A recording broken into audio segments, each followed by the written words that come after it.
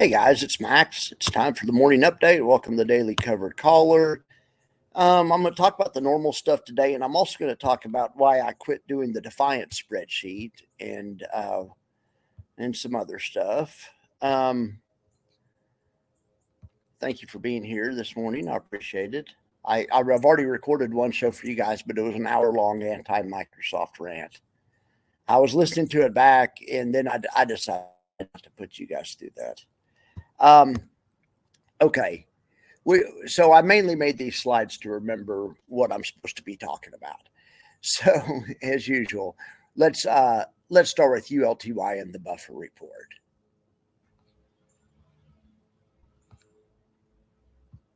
We'll start with the buffer report, kind of see what's moving.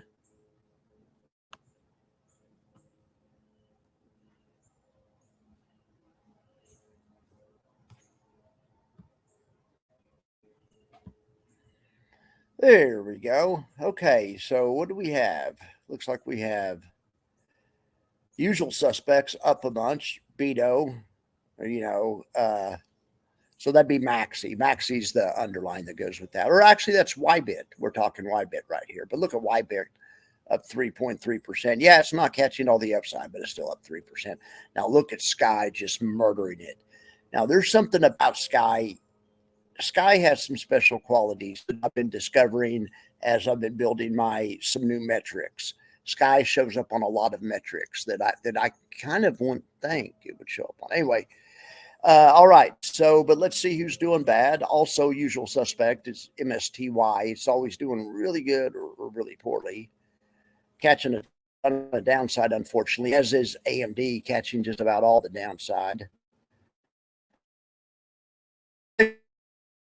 We had an earnings trade on AMD. We're going to look at that and see if it dropped enough that it messed up our earnings trade. Now, most of the ways I show you guys the low dice spread, you're good unless the stock drops 5, 6, 7, 10% or something. Looks like AMD's only down 1.3%. So your average low to dice spread would be doing well. If you got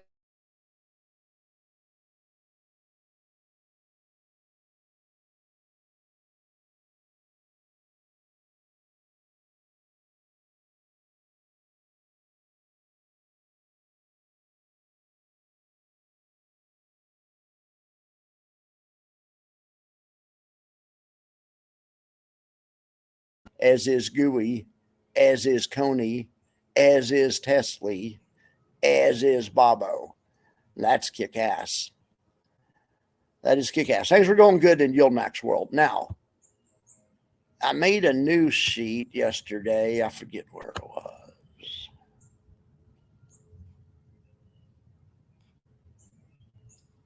Oh, yeah, it's called Altiverse. Okay, this shows all the stocks in all the underlines. This doesn't consider the options. Well, I shouldn't say that. The last one, sorry, the very last one down here, ULTY. This is considering the options. Everything to the left of that is just the raw return of the equities. Okay, of the equities that are related to the options. So him just killing them. Look at this thing down 10%. I mean, I think they have a collar on it, so they have some limit to the killing, but it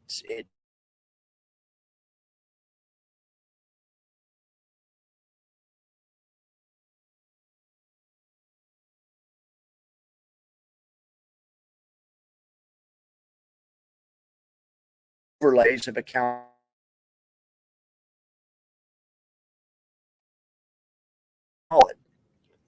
That's badass, guys.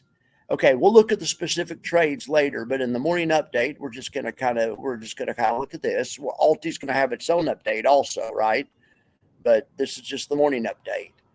Now, I'm going to keep covering USOY. Let's talk a little bit about, And USOI's dividend's going to be, I don't know, about $1.30.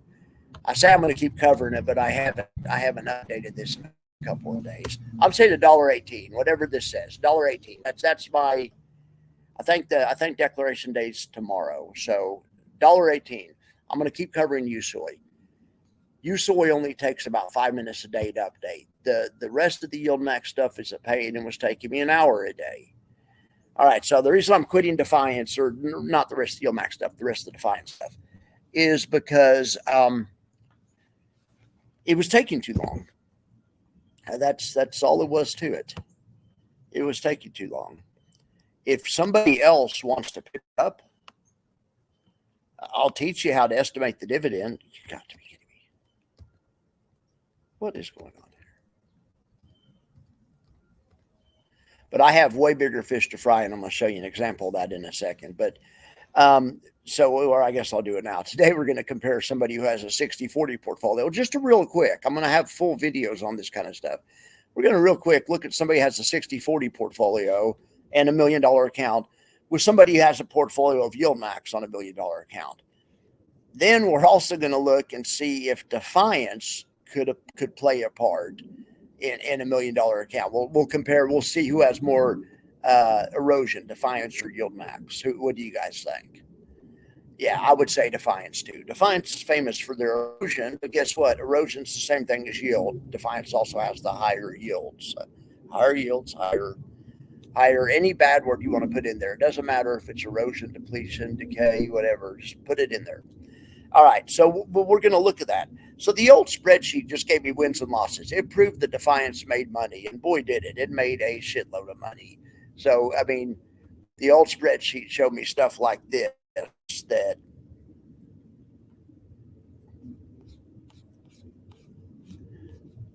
I was just trying to show people how profitable and what easy trades covered calls were. Look, they win 70% of the time. They only lose 30% of the time, and they make $50,000 per day on average over the course of a year. That's I think a pretty significant data set. Here's on Triple QI. They win 68% of the time, but they make $122,000 a day. So these guys are, they're doing what they're supposed to do. Okay, so here's the new gig. Here's what I'm basing my whole future on. So yeah, it's about how to use Defiance, not about that it works. Okay, great, it works. Well, how do we use it? But what about all the erosion? What the hell? What do I do? Do I just sell everything I got and put it in Defiance or Yield Max? No, obviously not. But anyway, okay. So let me show you this. So this the B results right here. This is a 60-40 portfolio. This is 60% on $1 million account. It's 60% SPY, 40% bonds. Okay, and it's just a bond ETF called BND. I could have also used AGG, and maybe I will next time, but it's stock bond. It's pretty straightforward. Okay, and this just tells you the exact price on the exact date. Look at this. So it goes back to October 26th of 2023, about a year ago, and then it rolls forward to 10/28, yesterday or 2 days ago, right? Okay, so it does that, and it just takes that if you had $600,000 worth of SPY, that's the price then. This is the price now. So here's your NAV. You'd be up 1.2. You'd be up 25% on the year, but that's just in NAV. That's just your SPY. Remember, the SPY pays a dividend, and also bonds pay a dividend. So we have to look at income. Oh, I'm sorry, the SPY is over on this one. Okay, you're up 1.269. You're killing it. The SPY's up. That's great. You're up 28% on the year. Okay, so your income on the year is whatever SPY paid, however many shares you have times what SPY paid, and whatever bonds paid. And just to look real quick, SPY paid about 1.7 and bonds paid about 3.7 on the year. So that's your income. It's $25,000. It's about $2,000 a month, right? Well, don't forget about taxes. It's $15,000 after taxes. Okay. So your total gain is that $15,000 of income plus the 1.269 million. You did pretty good. It's 285,000. It's 28% up on the year. Zero erosion. That's great. And as you guys know, I'm not really a believer in erosion, or what you guys call erosion isn't really erosion, but this is erosion by y'all's definition of it. It just throws in there any NAV loss. If any assets NAV lost money for any reason, regardless if it, was depletion, really it was depletion, or, something else, we're just going to throw it in that bucket so there's no confusion. Well, the SPY bond portfolio, at least last year, had none of that. We didn't have any erosion. Okay, so your dead factor is 0.1%. So you want this number as low as possible. High numbers are bad. This is the odds that your wife kills you because you've eroded your account away. So, of course, if you're 60-40, she's not going to kill you. She may kill you for some other reason, but anyway. Now let's look here. So here's what this other guy did. So wonder if this other guy, and there's a lot of people that did this in real life, but put money in all the YieldMax funds that came out as they came out. So what I did, I went back a year and I saw the YieldMax funds that had been out a year, and I simulated that this guy put money in every YieldMax fund, and we just seen how he would have done. Now, of course, this guy followed my advice. So it's, he still has 60% of his money in SPY. He has just as much SPY as this other guy, but he doesn't have as much bond. He's 60-20, and the last 20% is going to be YieldMax. Okay. What I did is they only had 17 funds that had been out a year. So I just put a point in each, but it left 3 points shy. So I put spare 3 points in, I think QILD or something just really basic. Oh, no, SCHD. So it's 3 points in SCHD and then 1 point in each of the Defiance funds that come out. So it's a total of 20% high yield portfolio. Okay, so how would we done? Okay, well, the NAV is close to the same. Okay, the income is not close to the same. The YieldMax guy with some SCHD, the SCHD plus YieldMax guy would have $95,000 of income. But a lot of people say you can't make money after taxes. Well, bullshit. This is a high tax bracket. 30 is the highest tax bracket. Now, I didn't figure state taxes, but this is my situation in Austin here. No state tax, okay? So yes, you can make money after taxes. It's still $60,000, which is $5,000 a month. On $1 million portfolio, it's not too bad at all. Now, but can you still make money after taxes and erosion? Well, that's the key. But even adding up all the erosion, all the NAV of any NAV that lost money, all the erosion together on this $1 million account with all those YieldMaxes, it comes to 16,000. It's not nothing. It raises the chance that it raises your dead factor a little bit. But we like to see a dead factor of less than 4. The dead factor is similar to the 4% rule. So a dead factor of more than 4 is a violation of the 4% rule. In addition, it's a 4% chance your wife's going to kill you if she finds out you eroded you burned through your account. You're essentially cannibalizing your account early when you use too big of an allocation of these. Okay, or you're cannibalizing your account when you use any allocation of these. Is there an acceptable level of it? And that's what the 4% rule addresses in financial planning. The dead factor is the same thing, basically. Okay, so you're in good shape on this one. You have a little bit of erosion, but that's kind of goes with the territory. Okay, so let's say this.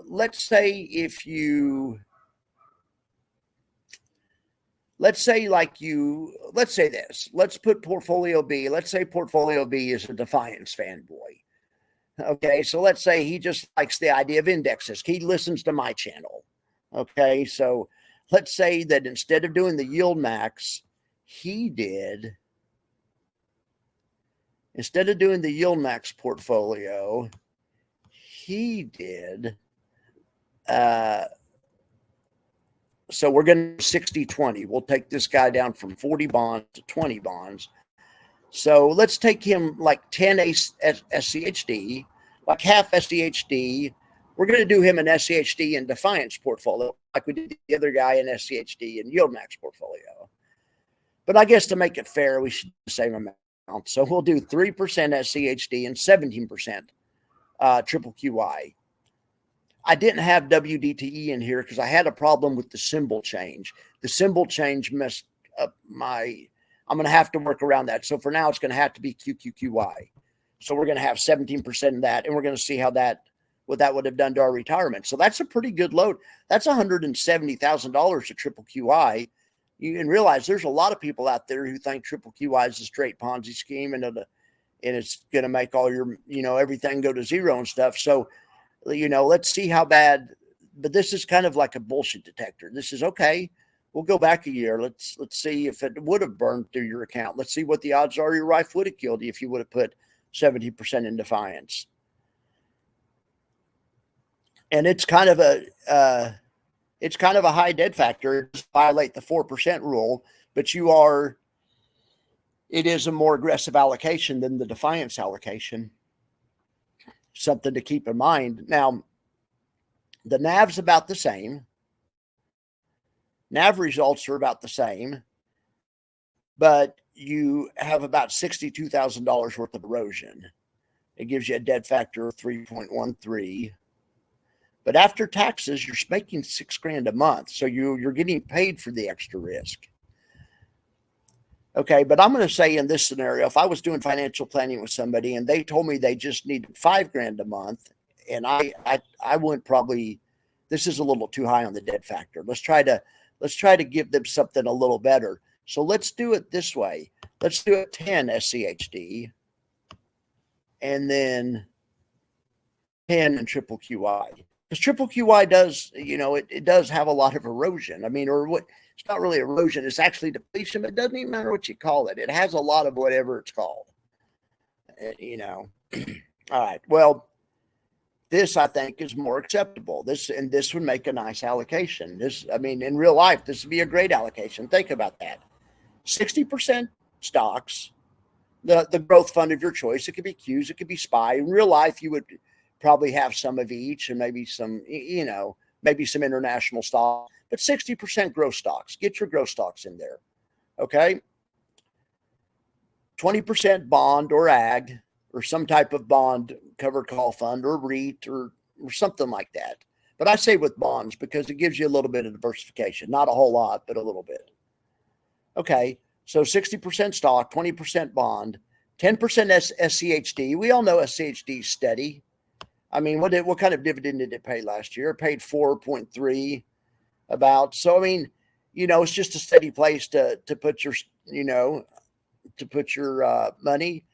Okay, so if my guy needed $5,000, it actually wouldn't quite be enough with this second allocation. The SCHD is a little too conservative. So let's do this. Wonder if instead of SCHD, we chose XYLD or something else that's also real conservative, but maybe not quite as conservative as, let's go with CHEP-I. CHEP-I is super conservative. Half CHEP-I and half triple QI. I mean, that would make a great portfolio, I would think, in real life. I bet you would get your income you need. No, your income's still a little short. You're at $4,300. But it looks good as far as the dead factor and some of the other stuff's going in. Actually, your NAV is better when you include JEPI in there. You actually do better on NAV and you almost beat just the straight 60-40 portfolio. But anyway, you guys can see we could do this all day. This is a lot better. This is the kind of stuff I want to show you guys in the future, and we're going to talk about in the future is more the correct application of these funds. We know they work. That's not a deal. So that's like an example of the kind of stuff we can start looking at. I'm going to go back. I'm going to make a 6-month simulator so I can include some of the younger funds, and we'll compare Roundhill and we'll see how much erosion Roundhill has compared to Defiance. It's not really erosion, like I always say, it's depletion, but we'll see how much it has. We'll throw it all in the same bucket and call it shitty or the shit bucket. And it doesn't matter. We know it's bad. It doesn't matter what we call it, right? All right. So let's see what else we have to look at. So this is what I'm really excited about. Did anyone please tell me somebody did my Google earnings trade yesterday? I mean,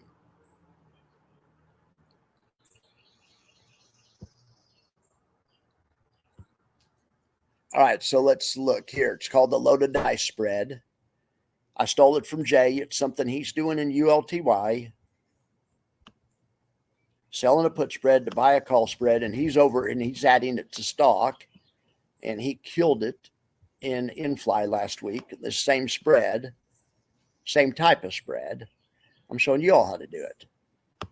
They always say Law and Order's stories ripped from the headlines. Well, we're going to rip our option trades from Wall Street. Ripped from Wall Street. And this was a hell of a good trade. Look at this. This trade you put on for a credit of $140. So you already got the credit, took your wife to dinner, and you can now take this trade off. The market for Meta went up here. It looks like you can take this trade off for $800 or $900. Here's the profit and loss graph right now. It's saying 397, but if you hold till the end of the day on Friday, you could take it off for 800 or 900. But just take it off now. If you guys did it, just take it off now. All of these trades are killing it. I gave you one in Amazon. It's up $200. Same thing. Selling call spread, and it doesn't have anything to do with the stock. We aren't using the stock like Jay did. We're just using the spread part of it.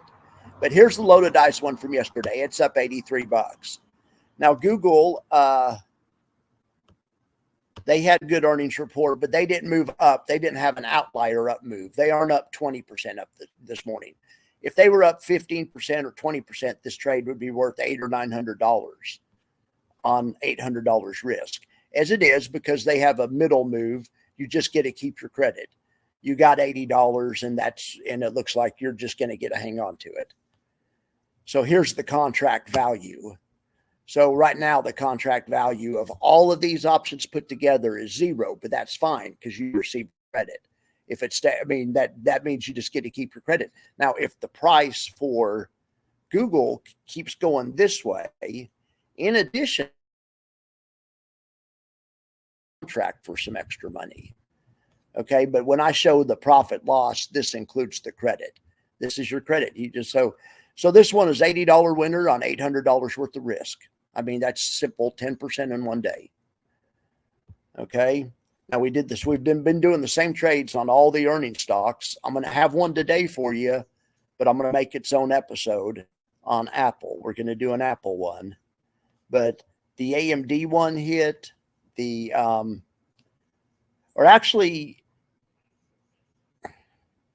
I did a different one on AMD. AMD is a bad example. Forget I talked about AMD. I was trying to show you guys how to do a bearish play on AMD. But as far as the loaded dice spreads, we had Google. Here's the Amazon one. I wanted to show this to you.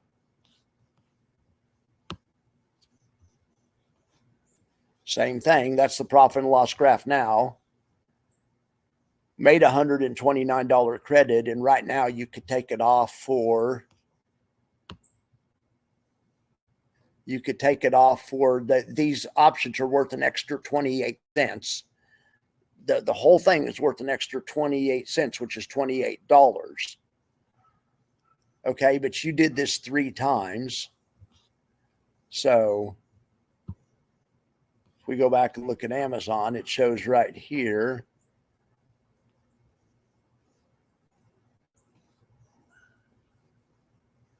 Right, this one, yeah. And I said you did it 3 times, and you're up. It shows you up about $200 here. Anyway, take all these off. There's no reason to take the extra risk. These are hit and run trades where you're hitting for singles. I hope you guys have been following me, and I also gave you one on Facebook. Look at this one on Facebook. This one's up $1,200. This is what happens when you have an outlier move. Facebook hit earnings, and now let me show you the profit expiration. Here's the profit and loss graph at expiration. So And this is what the contracts are actually worth. So you see here in the middle, they're worth zero. Well, that's fine because we make $207. Zero's worth 207 to us. But we've actually got the price to go up here where the contracts are actually worth $10. So $1,000 we could cash these in for, plus the $200 we received. That's why it's showing this trade up 1,200. It shows the net result. Yeah, up 1,100. You can also look at it in a profit loss percentage. I don't like the way they figure it. Forget about that. Or percent of max risk. Yes, I like this way of looking at it. Right now, you're up about 30% of max risk. You're just going for. I'm always just going for keeping the credit, which I try to make 10%. You want the credit to be generally 10% of what you're risking. I didn't get enough credit in this trade, but in any, if you guys have this one on, take it off. Take your $1,000. You've already taken your wife to dinner. The $200 is yours to keep, and now you get an extra $1,000 because you copied trades off a professional option trader. Now, I'm not talking me. I'm talking Jay. Obviously. All right, so I'm really excited about those loaded dice spreads, but we're gonna do. There's all kinds of other things I could show you. That's just the tip of the iceberg, but that may start being our steady Eddie. So look at this. We have earnings in Apple and Exxon. Exxon's tomorrow, Apple's today. So be expecting some content on Apple and Exxon. I wanted to show you this is running bad. But yeah, Apple, Exxon, and Amazon. Oh yeah, so we already have a trade on in Amazon. That's what I was telling you. I was just trying to show you guys how these trades worked. At the time, I was calling it a crazy option trade because I didn't have my branding down. It is insane that you should be able to do, and this only has 3 legs. I don't even remember what this exactly was, but these trades are insane that you should actually even be able to do these trades. They're insane. So I just called them a crazy option trade. Well, the Amazon one, Amazon hasn't even had earnings yet. And I really don't think anyone did the Amazon one, but let's look at what it's setting up for. We'll see how this does.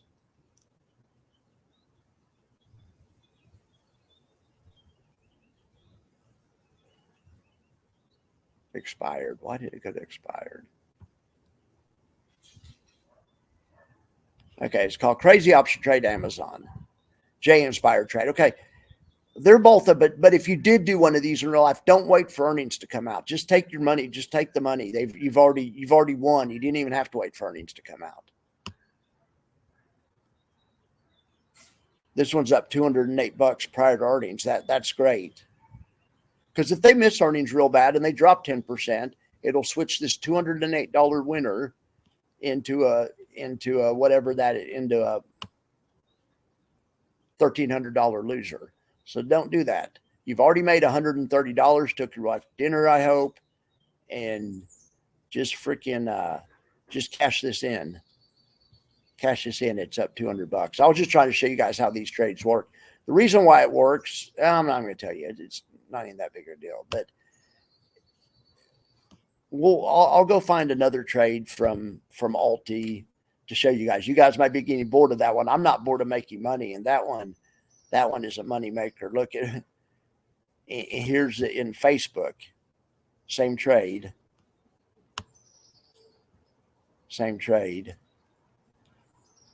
Anyway, all right, guys. Hope you guys like those trades. We'll do some more later. Okay, so what else do we have to do? But I have bigger fish to fry as far as we're going to concentrate more on learning how to move some of these strategies into our own account if we're comfortable. If not into our own account, how to allocate them in the proper percentage where they help our retirement, don't hurt our retirement, and don't get us killed by our spouse for eroding all our money away. We don't want that to happen. These are tools. So when I was a little kid, I'd always heard about a mixed drink. So my parents went out to dinner and I was mischievous. I was probably 11 or 12 or whatever. I got in the liquor cabinet and I got some vodka out and I poured it in a glass, and I got some gin and I poured a little bit of that. And I got some rum, poured a little bit of that. I poured a little bit of all of them. That's what I thought a mixed drink was. I tasted it, tasted awful. You know, what I learned right then was a little bit goes a long way. These high yield funds are like vodka. You just need or like they're more like Everclear. You just need a little bit in there to reach the desired effect. Okay, it's the same thing. But it's the eternal question with Everclear. How many shots do I do? One shot? Can I do 2 shots? I don't really feel it yet. Should I do another one? You know, by the time you feel it, it's always too late. Well, we don't have to wonder anymore. We have the Wayback Retirement Simulator. We're going to have We're going to have all the information over the course of the next year. I'm hoping we learn all the information we need to properly allocate these types of funds and to use these types of strategies in our own account and to properly allocate them. So look for Apple and Exxon this afternoon. That'll be a separate thing. The Trump-Kamala arbitrage play, let's just check that out real quick. Well, let's check out Polymarket. Polymarket just gets more and more and more and more and more ridiculous every day. I need to make separate content on this as well. But last I saw, Kamala was down to 33 at Polymarket, which makes her a great bet at Polymarket. Ironic, if she was 1, she would even be a better bet. I mean, that you want her to be as low of a number as possible because I'm using her as a hedge. Okay.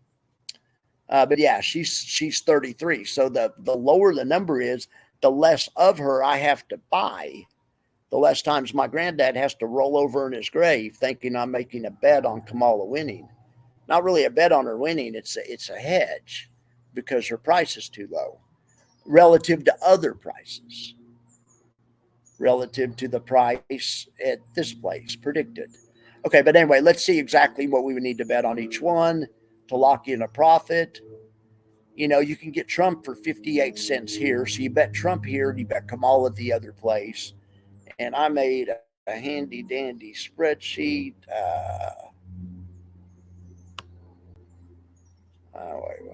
Wait.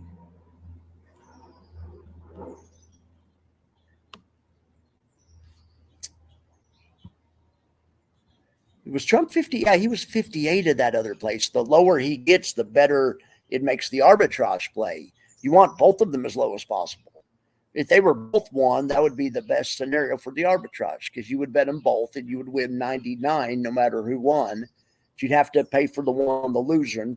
So you would win $98 no matter who won. That would be the best. So the fact that Kamala dropped to 33 and Trump dropped from 59 to 58, they're both dropping at the same time. This is a dream come true for this arbitrage. There's actually pretty decent money in there now. So let's see. Let's bet 63 on Kamala. My apologies, Granddad.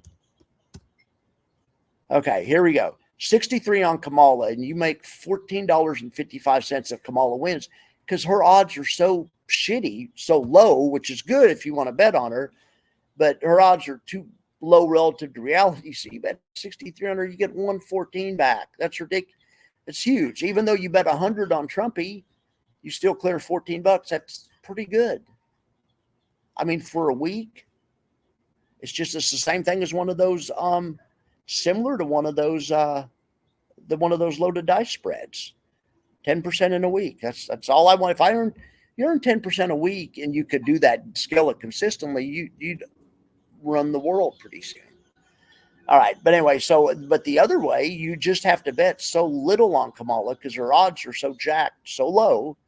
You only have to bet 63 on her. And so, yeah, if she loses, great. But the $100 you bet on Trump would be worth 79. So you would clear $14 that way too. That's pretty interesting. Free money. And free money also if you just want to take a shot, because I think it's about a 50-50 shot. I think maybe 48-50, 47-50 maybe. But I mean, it's within a few points either way. So if Trump was paying 33, if Trump's odds were that low, and I would do the opposite. Obviously, the money would be, you'd bet on Trump all day long. all day long. All right, I'll make some separate content about that. Okay, so that's good on that. What else do we have to talk about? Let's look at the market really quick, and we'll look right back at the buffer report. But let's see what's up the most and down the most. Okay, down the most is AMD. That's down 9%. Okay. It's actually funny. Just by dumb luck, I was showing you guys how to do a bearish play in AMD, but AMD had to drop a whole shitload. It had to be really bad for the trade to come through. But now that I see that they're down 9%, let's see. Yeah, it's a call ratio back spread. The trade's actually up $48, but because it didn't, that's the thing. Even though it dropped, it didn't drop. Oh no. I see. Okay. This trade is a consolation prize. It was actually a bullish bet. I was actually hoping this is a great trade that I'm going to show you guys how to do also. That's also a hedge fund or a trade like Jay might make. It's an interesting trade, but in any event, it has a consolation prize where if you're wrong, you get the consolation prize, which just means you get to keep the credit. The credit was $120. Watch, if we hit contract value, yeah, it's not worth that. Everything's worth zero over here. If the stock drops, it's all worth zero. Everything expires worthless. Boom. Or, you get to keep the $120. Okay. So that's a nice trade because normal ways of making bullish plays, you lose if you don't get the direction right. Right. So anyway, we'll have more content on those types of trades also. Those are called back spreads. Okay. So, but back to what's up and down the most. AMD is down the most. So it really needed, it's down the most. But that would have been okay. For instance, the reason I showed that would have been a good trade for somebody to do that had maybe AMDY, or maybe they had AMD and they were worried about, maybe, well, no, that's a trade that's a way to bet bullishly on AMD. But, it's just interesting that I like it, the fact that you can make money when you're wrong. And the reason is because it's an income trade. We'll have more on that later. All right. MSTR's down. Not that much. I mean, 2% is nothing for it. NVDA's down a point. That's nothing. Bitcoin's up here at 71 grand. I haven't been checking Bitcoin lately. Let's look at a daily chart of Bitcoin. Wow, look at this. Would you take a look at this? Well, Bitcoin always did. It gave us the hint right back there. October 16th, it told us it wanted to go up.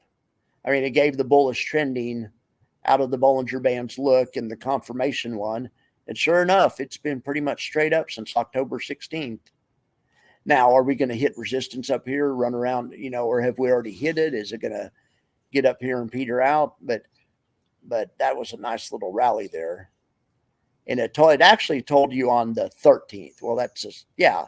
Well, it told you on the 14th because it closed outside the Bollinger Bands. Then on the 15th, it confirmed it. Then on the 16th, it did too. But it's been off to the races. That was 66,000.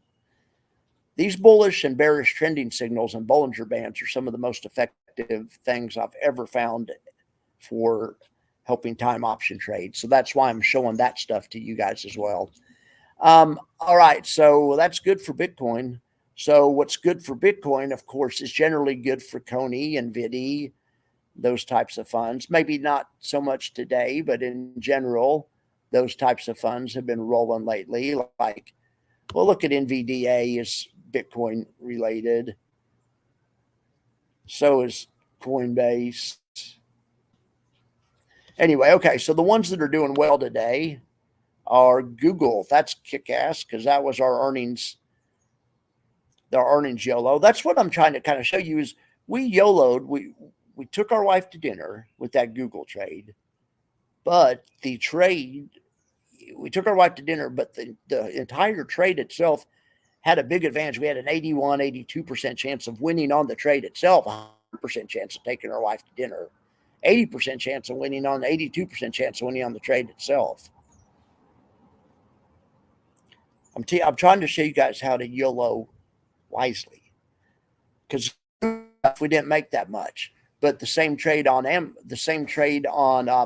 Facebook, and that one was up $1,000 or something. And the Amazon trade's up $200, even though the announcement hasn't happened yet. So these are definitely interesting. Look at GME up 2% today. I haven't had any content on GME in a while. Maybe we should put on a GME trade. Be looking for that later. My volatility indicator quit working again, but it's still bearish. It's been bearish. It's been bearish for a few days. It almost turned bullish yesterday. It's been getting whipsawed. It quit working down here where I can show it. Oh no, it's back. Okay. It turned bearish on Friday at 1 o'clock. It's been bearish. The SPY was at 580. Unfortunately, the SPY is now trading at 584. Hasn't been the best signal yet, but we'll see. We'll see. But the reason it's what it's reflecting on is people are hedged in front of the election. People are buying and adding hedges. So it's just telling you to be cautious. All right, guys. Well, I think that's about all I have to talk about right now. Like I say, I'm sorry I'm retiring I'm not really sorry. I'm happy because it's going to free my time up for more to do stuff that's going to help us more, and it's going to be more interesting. But I wanted to come on and give you guys a real quick demonstration of the retirement simulator, the Wayback Simulator, whatever you want to call it, so you could see, it's cool, and it's the direction of the new direction of the station. But like I say, let me know if you guys somebody wants to take over the Defiance sheets. I'll give them to you. I just like to help people out. All right. All right, guys. Have a good day.